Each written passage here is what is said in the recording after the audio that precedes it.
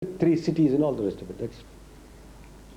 When he was away, the gods came and murdered thousands of these demons, demon army. Shambhara came back and said, "My God, what's happening here?" And he was a magician, had wonderful psychic powers, all sorts of, great yogic powers. So by his yogic powers, he created 3 beings, 3 demons, and looked at them and told them, "Go and fight these gods. Take all the army and go and fight the gods."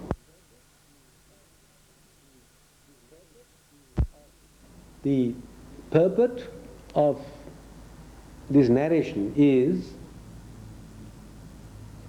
the following. These 3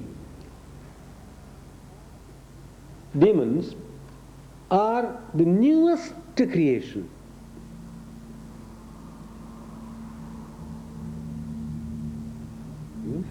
Newest creation, absolutely created out of nothing, just like that.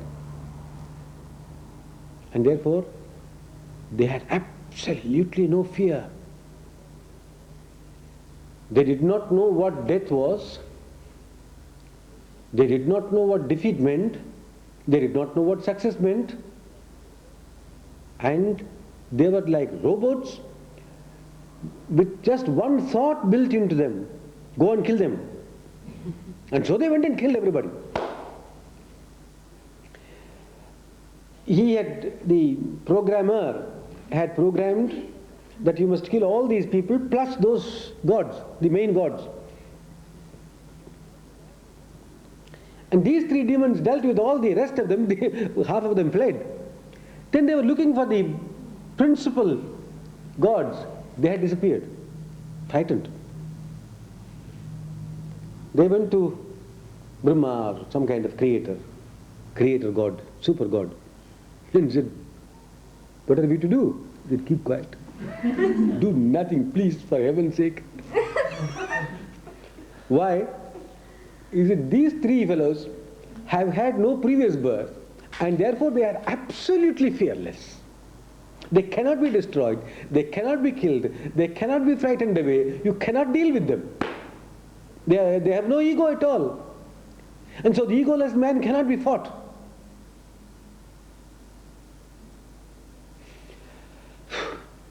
Okay, go and have a cup of coffee and hide yourself for some time. Just sort of keep teasing them now and then. And in course of time, when they experience war and all that goes on during the war, an ego will arise in them. Then you can deal with them. It's easy.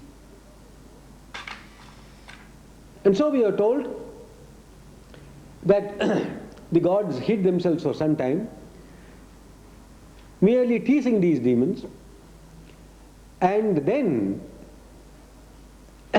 when they found that by this constant teasing, by this constant indulging in warfare and experiencing success and so on and so on and so on, they said, I killed so and so yesterday. I came in.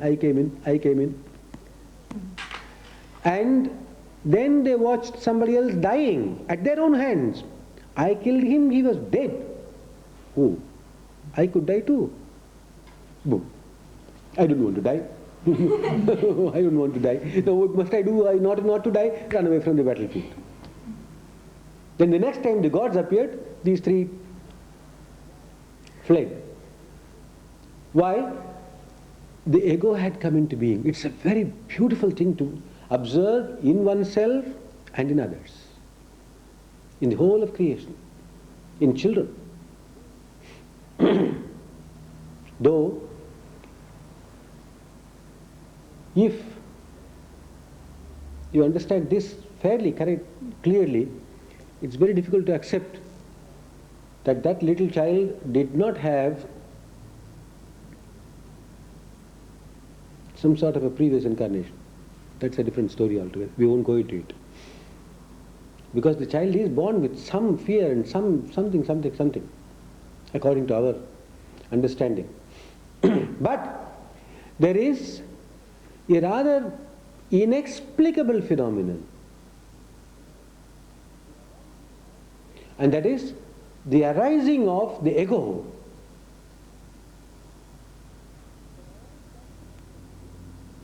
For all practical purposes, the baby is nothing but the flesh of its own mother or father, little bit of it. How and when does that little infant acquire a separate identity? This is a great mystery.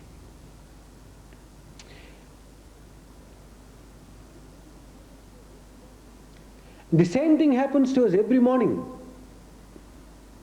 We are blissfully asleep. It is quite possible that terrible things have been happening around the house, but you are totally unaware, blissful.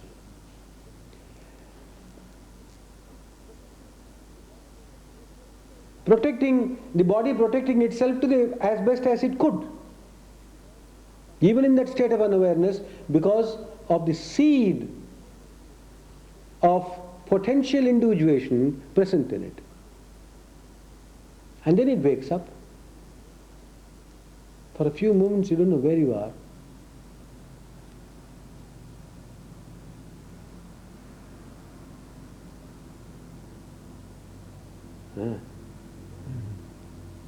Hi, good morning.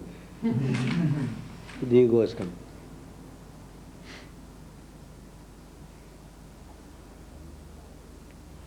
And the funniest part of it is, even though this body is part of the universal creation, and please remember that even this physical creation is not completely devoid of consciousness. Consciousness created this creation. The entire creation came into being on account of consciousness, and therefore every lock of hair contains consciousness. There is nothing in the universe which is totally unconscious. Right? But the mystery and to us the most terrible tragedy is, why does that consciousness identify itself with this as this? First of all, this is my body, and then this I am.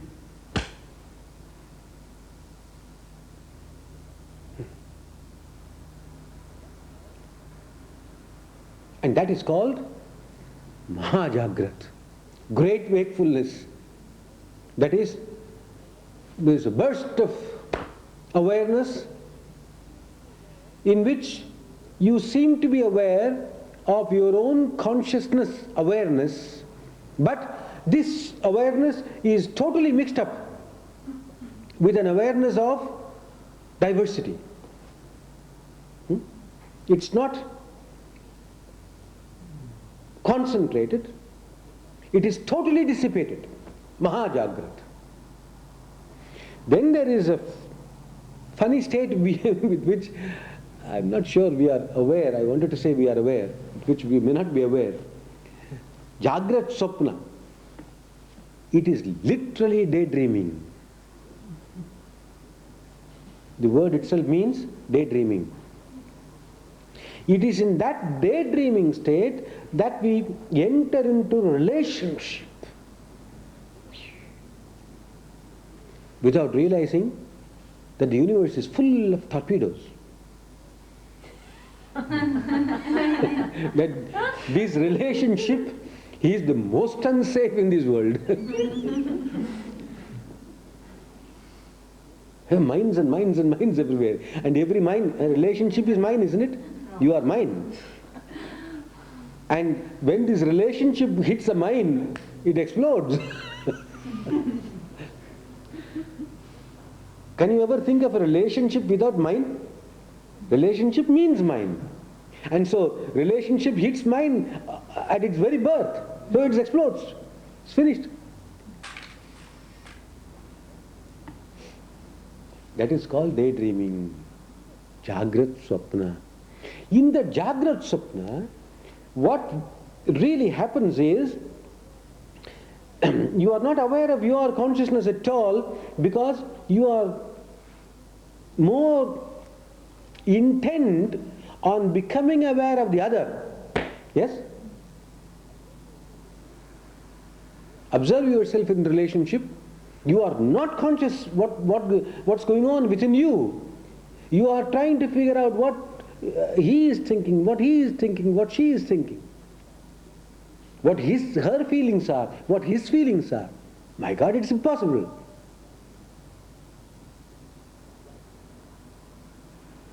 Jagrat Swapna.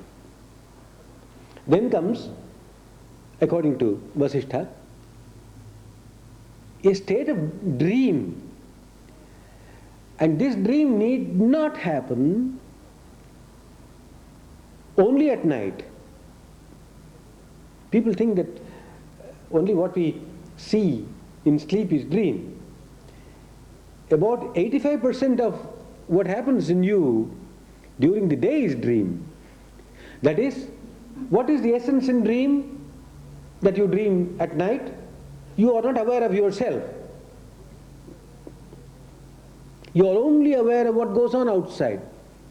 How often is this true in our daily lives?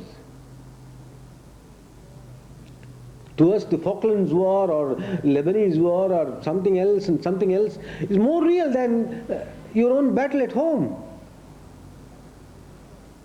and the battle within yourself.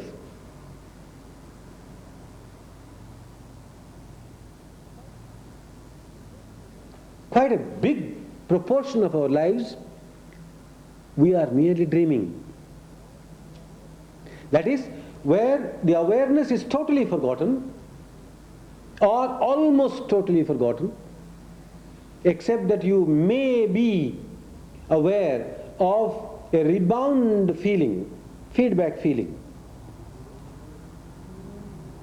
Then comes the next, even more dreadful stage of Swapna Jagrat, where one lives in a state, in a world of hallucinations, total hallucinations. There is nothing sensible there. There is nothing intelligent. The entire mind is saturated with some sort of hallucination. You think that some kind of vision that you had, some kind of something that you had, someday some kind of he loves me type of thing, and that is absolutely real and nobody should interfere with it. Perhaps what is known as all our religious beliefs and faiths and all that come into that category, where the inner awareness is completely lost. Completely lost. And the external reality, which was in the beginning merely a projection of the internal awareness, becomes real and nothing else.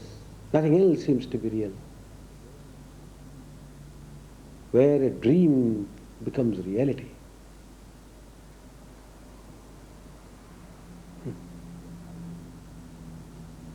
And then, when you are tired of all this, there is sleep.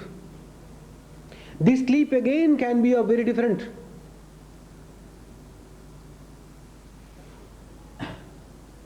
Can be experienced in very different ways. And one is when you are completely and totally oblivious of what happens within you, and you get lost in a world and think that everything that happens to you happens to you because of some other forces outside yourself. Where your happiness depends upon others, where your unhappiness depends upon others, you are not even conscious of your own enjoyment of happiness. I don't know if you have ever encountered this. It's like a drunkard. He goes on drinking, he does not even know what he is drinking. Probably you fill it up with some water from the sewers, he will drink.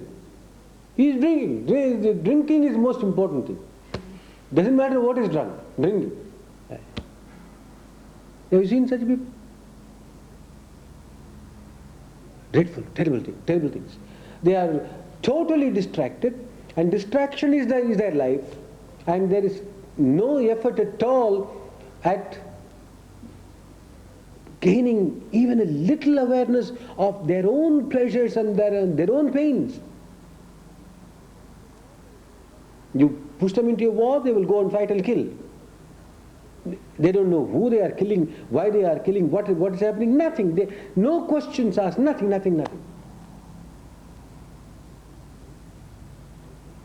This is the state of deep sleep, when consciousness, in a manner of speaking,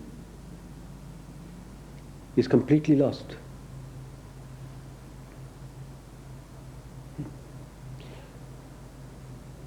What arose as a mere space in consciousness, a mind space, a thought, if that thought had remained as a thought, and if there was consciousness that this was merely my own projection, this is a thought and I think he is an object. If one can stay there, there is no harm, because you are aware of yourself and the other. You are aware of yourself and the other. You are aware of yourself and your own experience. Sure, there is built into this body all sorts of faculties which do bring various experiences from moment to moment. But having created that thought space called Chittakasha,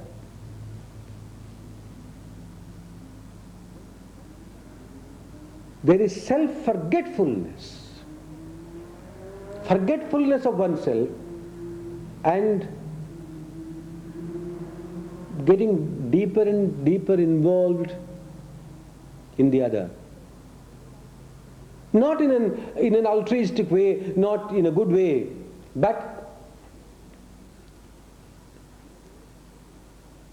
in a way forgetting oneself, where self-knowledge is completely veiled and lost, and there is a total acceptance of the world as if it were an independent reality, as if my whole life is dependent upon that world. All pleasures come from outside, all pains, unhappiness come from outside, and therefore I have no way out. I am caught, I am trapped. This is bondage. And to return to the source, to retrace one's steps, and to regain self-knowledge is what all this yoga is about. This is the path of downfall, and next week we shall discuss the path of return to self-knowledge.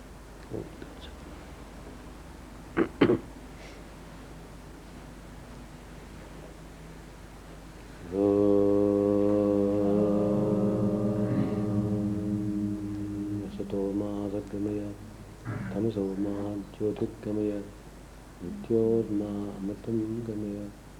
Om Shanti Shanti.